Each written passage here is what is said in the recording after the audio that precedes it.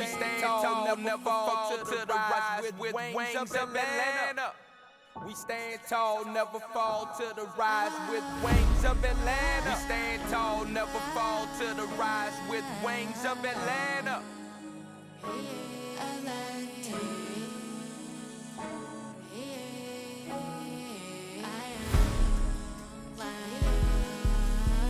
Hi everyone, thank you so much for joining my podcast show as I get ready to wrap up my season 8 of podcasting right here on my podcast that I started.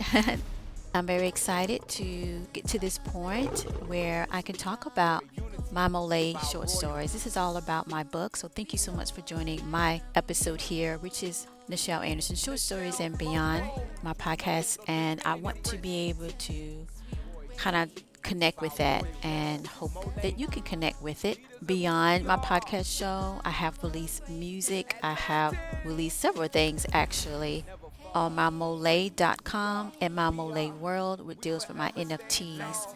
So do support. I'm an independent artist and your support helps me to kind of keep this going, which I've been financing this for like over 20 years. Keep pushing it for my ultimate dream is to turn my book, Mitzrayim, a memoir of a past life in ancient Egypt, into a feature film. So during these years, these stories, I created a podcast to kind of keep that dream alive and to keep it going. And I've been financing it to get to this point. So if you want to support, do check out my website, MOLIAE.com, MOLIAEworld.com. If you're into NFTs, I've released pyramids collection on that. Do check out that and my other brands that I even expanded out to beauty, which is for kings and queens, for self-care, and for, sustaining the mood of being happy. I think everybody should have a choice to be happy, particularly if your intentions are good and you did good things, okay? And this is what my whole brand is with MOLIAE. Mitzrayim, really, that's really was the name of the book, a memoir of a past life in ancient Egypt. And you can get that book and do leave a good review. I hope that you enjoy it. I had good reviews and for some reason they just disappeared on one of the platforms of the book sites there. But nonetheless, this is my getting to the point of wrapping up my season, and we're going to get into this. It's been a while since I did MOLIAE short stories, and we're going to talk about episode. Just get a brief what you're going to get today, and then we're going to talk about the previous episode because it's been like a year. I've been doing other things releasing on my podcast show here. So this is basically returning back to my love, which is ancient Egypt, my short stories, and why I'm doing it. Still plugging away, y'all. Get that funding. So what we're going to do is talk about that right quick, just to review. And then I might touch on some things about my music. But right now we're going to talk about what happened the last episode. That was episode 67, King's Rule over Tamat secures the Astar. So that dealt with the elders of Tahi, brothers of Akune, and King Milan and his family returns to Tamat for the communication of the planned action to investigate those responsible for the battle and the collective effort to joining forces to basically come against King Milan. King Milan is the father of Princess Aamina. That's basically me in my book, Mitzrayim, a memoir of a past life in ancient Egypt. And then the young Daniel, he would be the husband of Princess Aamina later during the timeline. This timeline of my podcast show is before my book. Okay, so that's what we're talking about here in episode 67. If you wanted to read up before this episode, I do highly recommend to go back. I started this podcast show in 2017 and start from episode 1. Season 1 would kind of get you a more understanding of all these characters and how they came in and out and how they evolved into now. Here it is 2025. That's basically what happened. It was an investigation, it was a speech, it was an understanding, and to find out who. So they're going to dispatch out, similar to like a team of inquiry, to find out who all was in it. They have some ideas of that, and that's the little opening of that particular presentation. You do get a glimpse of Princess Hannah, which we're going to talk in this new episode. She was present there, and other King Kohan, he's the stepfather of the two young kings that Princess Aamina will end up having to choose. And so that brings in Sabawi, the rich history of that area in Africa there. And so we're going to go forward. And so it kind of taps into the characters really coming into this podcast timeline that's from my book. Some are new characters. The star, what is the star? I never really gave that more detail. That's kind of like a secret. You have to tune in to find out. And it's been going on for several years, y'all. But nonetheless, it's something important that those that was against King Milan, that is the ruler of what we call Egypt today, and the father of Princess Aamina, insight to a whole bunch of things. And he was ordained to be able to be over that and protect it. And so that's what I'm going to say on that. Do check out when I do my director clip notes, I go back and go more in detail. So today's episode is going to be where we're talking about MOLIAE Short Stories episode 8, where Princess Hannah and Queen Mana is going to visit the rural Sudan. This is like towards the south of what we call Africa today. Back in the day, we called Africa the Sudan. So if you read history, a lot of times when things were initially named, they got changed over time. Do the research of what those words mean. I'm going to just leave that tidbit at the table. But as we go forward, let's talk about today. So they're basically having like grandmother and granddaughter outing. And they did that a lot back in the days of that time. And now they're in what we consider to be Zimbabwe. And the ruler there is King Kohan. Again, it would be the stepfather of these two kings that is in my book, Mitzrayim, a memoir of a past life. And they recently going to end up going to the palace basically and meet up with this female, which actually is the mother of both of those two young kings, right, from my book, Into Sakala. All right, let's go ahead and get into this. All right, so let's begin. For my season, for this week of my podcast show, Nichel Anderson, Short Stories and Beyond. For this week's short story, episode 68, Princess Hannah and Queen Mother Mana visits the rural Sudan. And right before I start, do check out my music. I release now 7 songs. You can go to MOLIAE.com and help me by purchasing the full song on my website. I do notice on some of these platforms that are streaming, either they don't have my stats correct or they just not reporting it for whatever reason. That's their karma. But nonetheless, you can go to my website and support me. I have 7 songs out. You can either buy the remix, you can buy the full song. And that helps, again, towards my dream that's now over more than a decade to get to the point that I can do my real project, which is my feature film. That's why I'm here in Atlanta.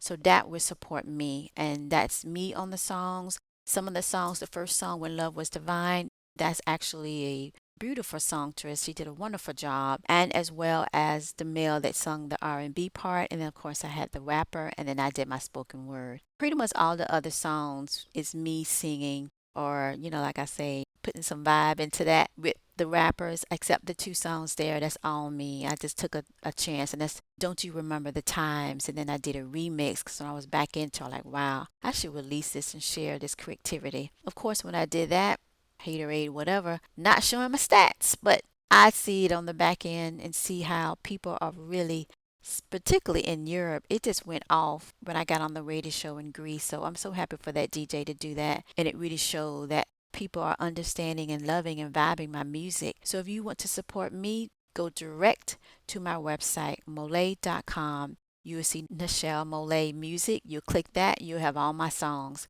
When I release my album, and I'm going to be a separate podcast show, do support me. If I'm asking for that, that means I really do need that support of that 360 to get me on my journey. If you do any type of research, I've been doing this type of platform, giving out free content, working so hard, helping other people on their journey. And now I'm actually just saying to help me if you can. But I know if you're tuning in, particularly you've been following me for a while, you have been either helping me or you're still, I guess, into your zone. I'm asking you to not and to help to be in the position to help, or you can recommend or follow.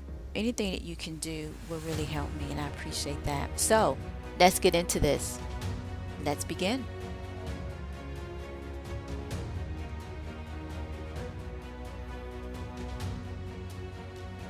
Opening scene. Queen Mother Mana held the young Princess Hannah's hand as they were escorted through the villages of Zimbabwe on their wonderful trip together. They both were wearing matching colors of navy blue, similar to the crystal blues of the Nile River during the high rim cycle of each song. Their long dresses went to their feet, exposing a peek-a-boo of their toes from their sandals, was excited walking down the lighted path for them with several of the royal Mitzrayim guards of the high official order by King Milan and Queen Hagar. Secret Officer Hakat was there to escort Queen Mother Manya and the young Princess Hannah as they made it to the large hut with the other children in the area.